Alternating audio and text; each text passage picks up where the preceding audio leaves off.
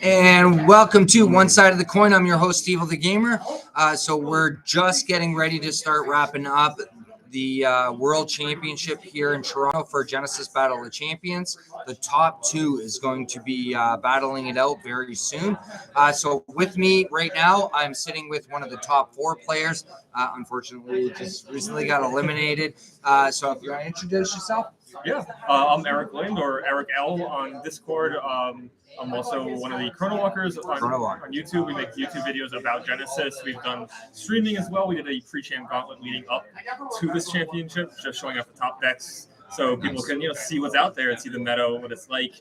If they want to, maybe take one of those decks and play it or something like that. But yeah, and we're constantly trying to. And there's the other one right there. The other Chronowalker right there behind him, hey! And we always want to improve everyone's ability to play the game, so we're trying to teach people. The other top four player. Hi, Yan. Oh, thanks for joining us. Yeah, you grab a seat. Yan came in on this conversation too. That's right. Make some room for you. I was robbed. You were robbed. Oh, Yan feels like he was robbed. Okay. My deck. Not by Raymond, my deck. All right. Yeah, I guess I'm going to have to go back, change the title now, and throw Yan's name in there. I was going to have you on later, but hey, we'll kill two birds with one stone. So, both of you played Kato, right? Yeah.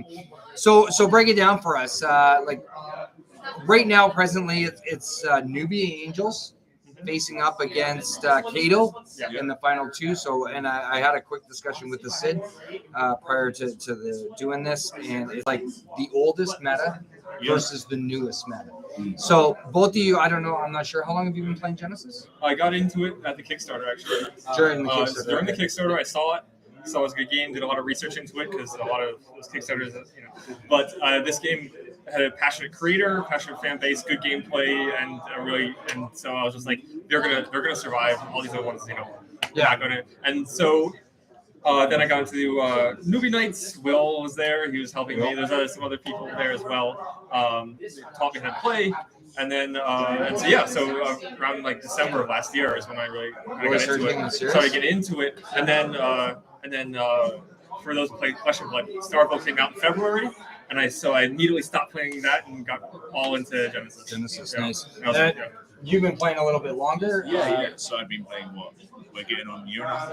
It would be like 6 months the last one. So yeah, about a year and a half. Yeah, about a year and a half now. Yeah. So you got a little bit more experience behind you, and you've followed the meta since the last championship, which you as well placed top four as well. So from two different perspectives, you got like a more newer player and an older player, but you both decided to choose a newer championship. We'll start with you. What made you choose Kato? First I just seeing Kato's stats and ability and all that stuff, I immediately was like, that seems strong, right? It just seems like a good thing. And then in testing, it was so good. Like my first iteration of the deck that I brought, when I played it, it was a little disgusting what it ended up doing to a lot of decks, even meta decks. And then as I refined it, I was like, this is like really strong. Plus, not many people know how to play against Kato. Yeah, right. I'm gonna do something 4-star. Oh, I'll do another thing 4-star. It just you can just keep going, and a lot of people don't understand that. But, for you? So for me, it was kind of more. I was looking at Tashir for quite a while because I love the Tigers, I love the exposure of that. I looked at Monot, and I love the maneuverability in that of Monot, and they both felt like they had something missing. But then when I saw Kato actually being played by Raymond, who is currently fighting right now, and playing with the Tigers and the Parasites, that's the two blends that I want. So I kind of pulled that idea, put some stuff together and that, and then kind of created this deck and then started running with it. And it's just, as you said, really versatile. Warp is great, and being able to respond, and even being able to warp your own chronos to prevent damage to the chronos. That's such an amazing interaction. Yeah, the ability. Now, one thing I had pointed out prior to even Origins actually being printed, when learning about what Kato can do, and immediately I stated, I think this champion's going to be busted, right? Like 100%. Even before we had the card pool for Origins, I was already working on decks for Kato, et cetera, knowing that, it's going to turn out. But however, a lot of the players here, I didn't bring Nubia this weekend. went dumb and played Nubia, but we'll see how Nubia Angels turns out. We're going to get to that in a minute. Ajna.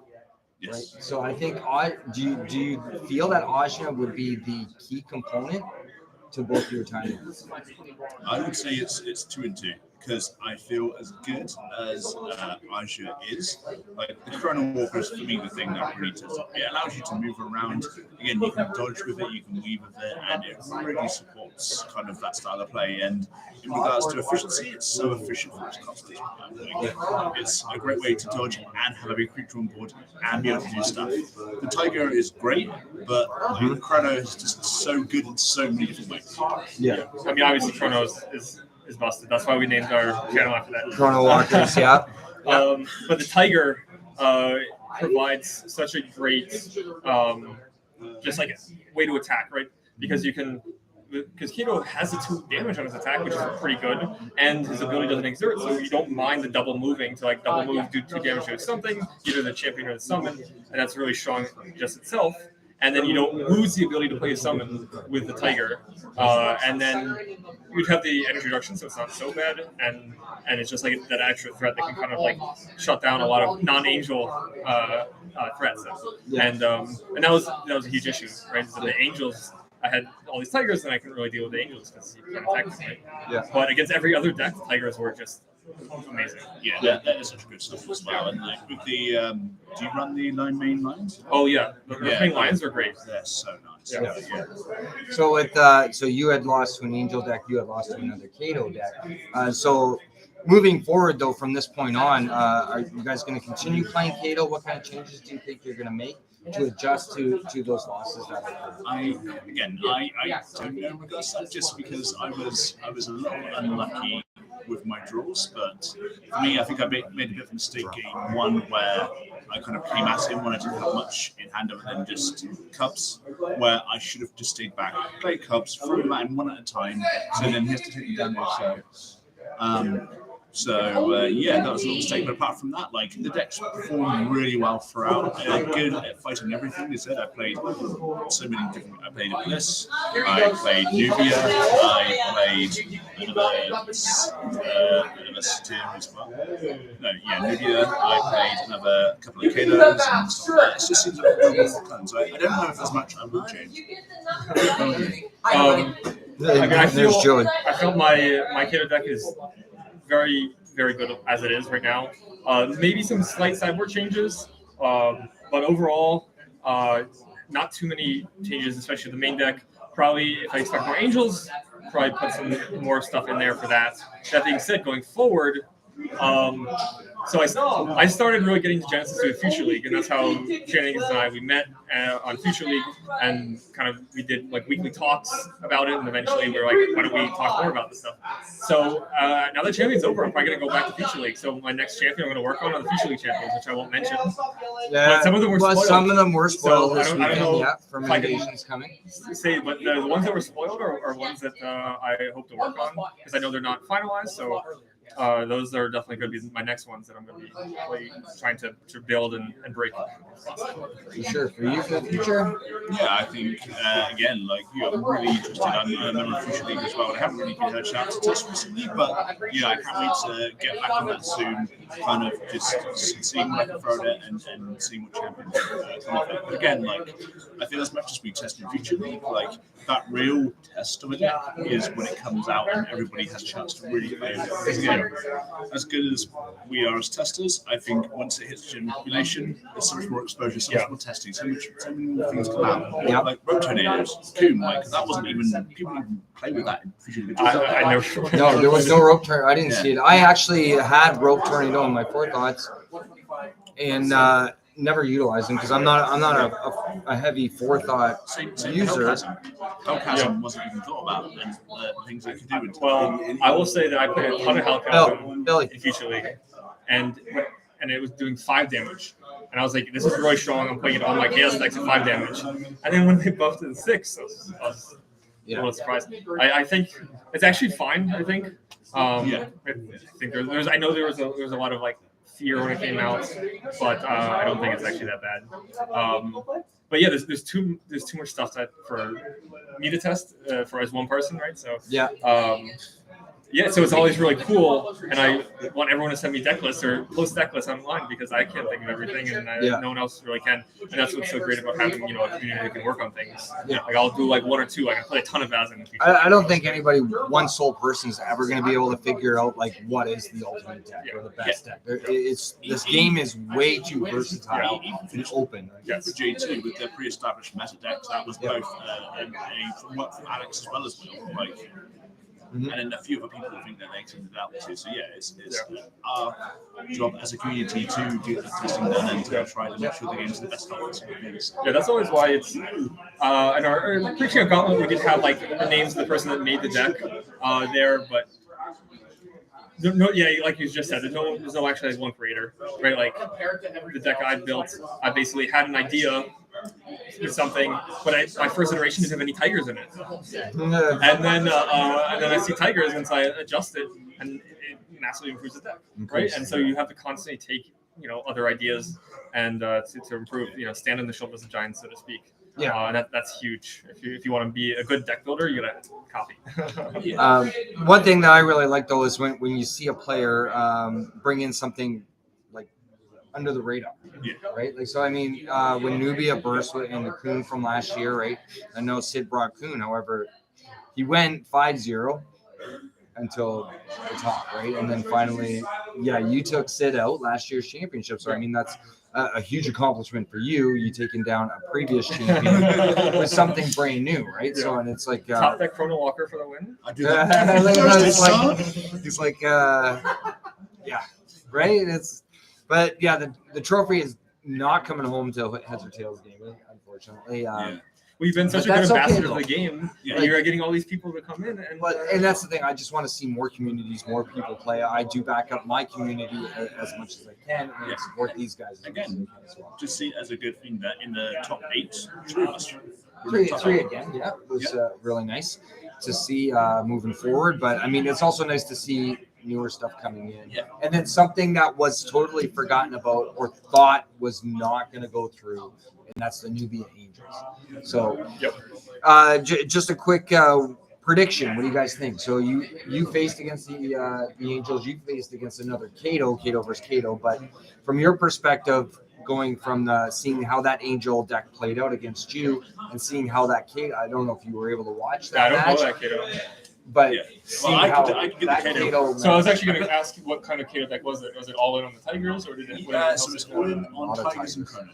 It wasn't that many. It was more than So if that's the case, then I think the Angels deck has a very good chance of winning. Because that was my struggle with it. Is that I have a lot of Lions and Tigers, no Bears. In the main deck, and so he just has Angels and he has Holy Walls and Protect Barriers, and even Air Shield, which can save it. And Zenith Pulse, is he not running Zenith? And Zenith Pulse in the sidebar. So he got me. The one match I saw, he was utilizing the Zenith Pulse. That was really good. And I even have Bymans, so Violent Byman is very good against Angels. But if I attack, then he goes Holy Wall, then kill your Bymans. I've got 3 Bymans. Yeah. And so, and he's got 10 Angels. Yeah, and I spoke to Raymond actually before I left and asked him what was his idea, his plan. I think he told me that his plan was to go for Nubia as quickly as possible and to overrun her. But with the Angels being able to block and the extra defenses, I think I agree with you. I feel like he just doesn't have anything that he can play upwards. Other than the Tsunamis. The Tsunamis are literally the only thing he has in his deck. He does have a bit of healing. He also attack them. Yeah. Okay, but seeing that, so we now have this really, really powerhouse Angel deck that's coming through in the top 2. There are newer cards that can deal with it that nobody's played over the last couple of days, right? So like we weren't seeing a lot of Phage Electrical Storm decks, which I think would be a serious threat. So I mean, if those decks were being played, would that Angel deck have made it through? Yeah, I also think that people are sleeping on the 3 cheat cards that have cast attacks. So they are so good, like for 6, it's really good, and like to be able to hit up with an Angel, it's great. And again, Cobras, even though I against every newbie player, every time I played it, they panicked and overcommitted. Like as I was saying to you, like 2 bolt shots, cool, that's 8 damage on Kato. Yeah. And then one took 2 tsunamis, 3 chronos, and 2 chronos and a bolt shot. So I was like, yeah, you know what? I'm happy. We're paying 70 aura. Yeah. I'm happy to pay 70 aura just to kill one summon. But, Yeah. However, the electrical storm can wipe out angels one shot. There were 2 Iblis players, right? One made the top 5 or top 16 and then conceded. But if there were more Iblis players, then maybe Nubia's would have done as well, because that Iblis deck, it's with the breaks and a ton of life gain, and then they can slot in the electrical storms on the sideboard. Yeah. Those decks could be very strong. I think the Kato deck was actually very good against that deck because you had that repeatable source of damage to kind of like wear them down, right? Like I think in my games against Iblis, they would gain 20, 30 health, and I would still win because 5 damage a turn, 10 damage a turn if you had 2 is still good enough.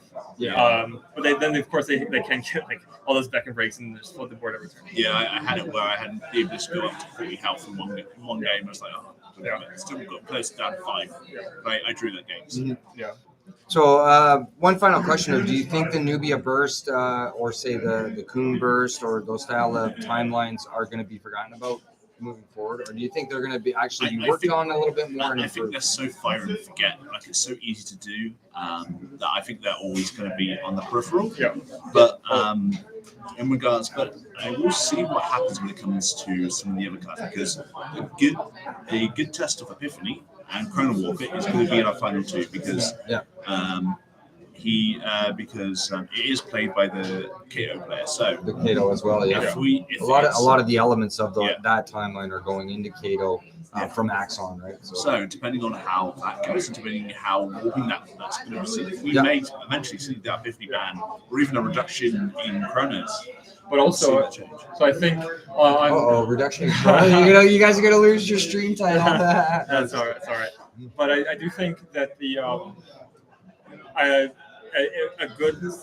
good players are going to still iterate on the burst decks. Like I thought Angels wasn't going to be a thing, and now it's in the finals. Yep. If you take your eye off of these decks for 1 second, someone's going to make a deck that can beat them. So I said under the radar timelines that are starting to resurface. Like Holy Walls and Protective Barriers and Air Shield, stuff like that. Like that's like a very good set of cards that I wouldn't have even thought about, right? Yeah.